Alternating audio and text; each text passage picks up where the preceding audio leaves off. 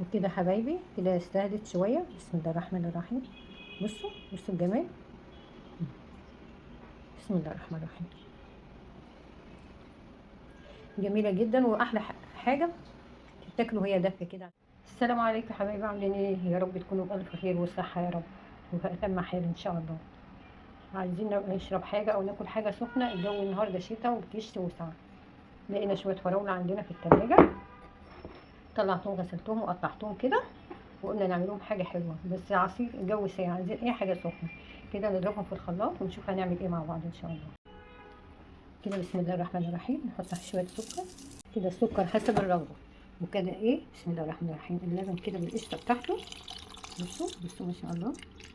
ونضربوه في الخلاط.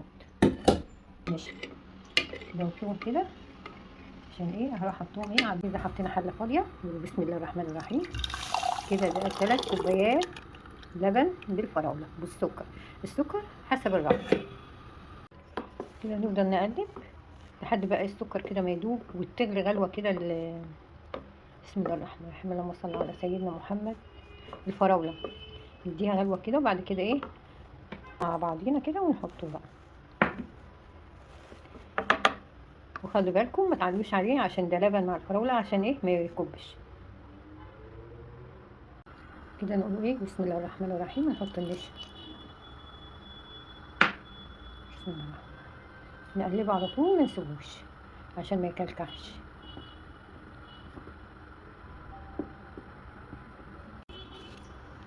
انا كنت عايزاه تبقى حمرا عن كده بس اللون بصوا اللبن غطى على اللون الاحمر بتاع الفراوله. يلا مش مشكله، كله غذا بقى. كده خلاص تمام التمام. السكر واللبن والقشطه والفراوله والسكر حسب الرغبه. واشكركم جدا جدا جدا على التعليقات وعلى الكومنتات. واشكركم يا حبايبي عيلتي، ربنا يخليكم ليا يا رب.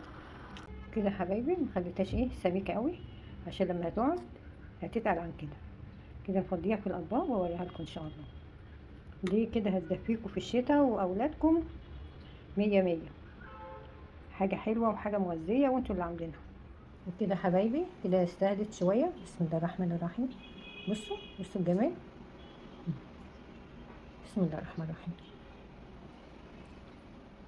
جميله جدا واحلى حاجه تاكلوا هي دافيه كده عشان تدفيكم، وحاجه مغذيه وحاجه حلوه. يا رب تجربوا كده وتقولوا لي ايه رايكم. ولايكات كده من حبايبي وعيلتي عشان ترفعوا له الفيديو وتشيروه. اشكركم جدا جدا جدا على ذوقكم، وربنا يخليكم ليا يا رب ما يحرمنيش منكم وتكبروا وتكبروا يا رب. بشكركم جدا جدا يا حبايبي و... وحبايبي اللي جداد كده برضو بشكركم. انا بشكركم جدا جدا. وحبايبي يعني كلكم حبايبي حبايبي. وربنا يخليكم ليا وما يحرمنيش منكم يا رب. يا رب تجربوا كده المهلبيه بالفراوله وطعمها جميل. ولما تتاكل دافيه كده هتبقى جميله جدا. واشكركم جدا جدا. واشوفكم في فيديو جديد باذن الله. السلام عليكم ورحمه الله وبركاته. وما يحرمنيش منكم يا رب.